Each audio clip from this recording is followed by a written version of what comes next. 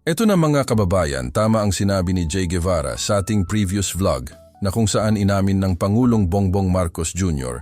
na nasasaktan daw siya sa nalalapit na pagsasampa ng ombudsman ng patong-patong na kaso sa kanyang pinsan na si dating Speaker Martin Romualdez, kaugnay ng di umano'y flood control scandal. Nang sabihin nga po ito ni PBBM, ay biglang tumahimik ang paligid at hindi nagawang pumalakpak ang mga kapwa kongresista ni Martin Romualdez.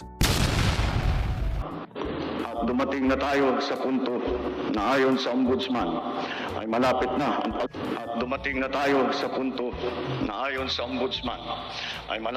ang paghain ng patong-patong na kaso laban sa dating speaker. Masakit man sa akin ito, ngunit kailangan nating gawin ang tama. Hindi ako pangulo ng aking pamilya. 1 taon na ang nakalipas mula noong huli akong tumayo rito upang ilantad ang katiwalian na nadiskubre namin sa mga flood control project. Gaya ng aking ipinangako sa inyo, nagsagawa tayo ng malawakan at malalimang investigasyon na walang pagkikiling kahit kanino man. Masusi nating sinuri at sinundan kung saan tayo itinuro ng ebidensya. Lahat ng kailangan gawin ay ginawa natin upang matuntun ang punot dulo. Mayroon ng mga unang nakasuhan at nakulong, mga kontratista, matataas na opisyal, pati na mga mambabatas. At dumating na tayo sa punto na ayon sa ombudsman ay malapit na ang paghain ng patong-patong na kaso laban sa dating speaker.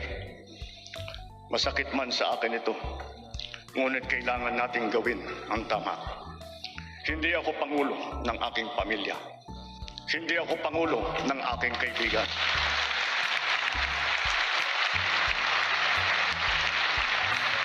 Ako ay pangulo ng Pilipinas at ang tungkulin ko ay sa inyo, ang aking mga kapwa Pilipino.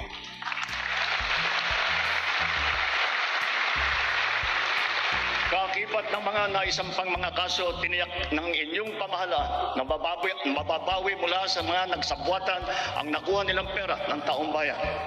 Gayon din, pinigilan natin ang paglabas ng pera ng bayan na ipambayad padapat sa mga depektibo, peke o guni-guning mga proyekto at mapupunta lamang sa mga bulsa ng mga tiwalaing kontraktor at opisyal.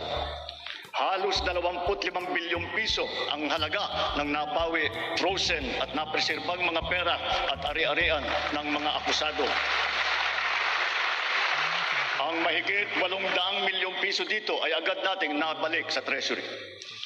Lahat ng mapapawi mula sa mga sangkot na tiwali ay agad ibabalik sa kaban ng bayan.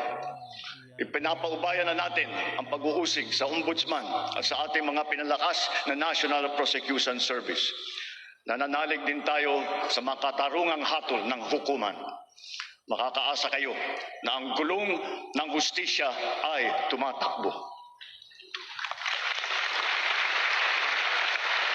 Sa kabila ng mga kaganapang ito, kailangan natin umusad tungo sa pagbabago. Nakatulong ang lahat ng mga ulat at hinaing ninyo sa isumbong na Pangulo.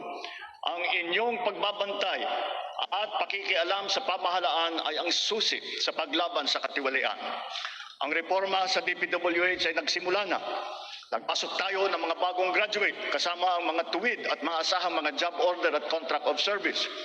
Bukod sa mga flood control project, lahat ng mga proyekto ay sinuri at tiniyak na talagang kinakailangan at maayos mula sa plano, presyo hanggang pagpapatupad. Para walang overpricing, sinigurado natin na ang mga materyales ay ayon sa presyo sa merkado. Bantay sarado ang bawat proyekto at ang nakalaang pondo sa Transparency Portal, Integrity Chain at katuwang na ang mga civil society organization. Ayan po mga kababayan, so sinasabi nga po ng ibang netizens na posible umanong sinakripisyo ang dating Speaker Martin Romualdez para bumango umano ang Administrasyong Marcos. Sinabi rin nila mga kababayan na hindi naman daw mailalabas ang budget ng Pilipinas kung walang pag-aproba mula sa Presidente. So ito yung parte na napakasaklap para kay Martin Romualdez dahil masasabi po natin na tuluyan na siyang nilaglag ng kanyang mga kakampi.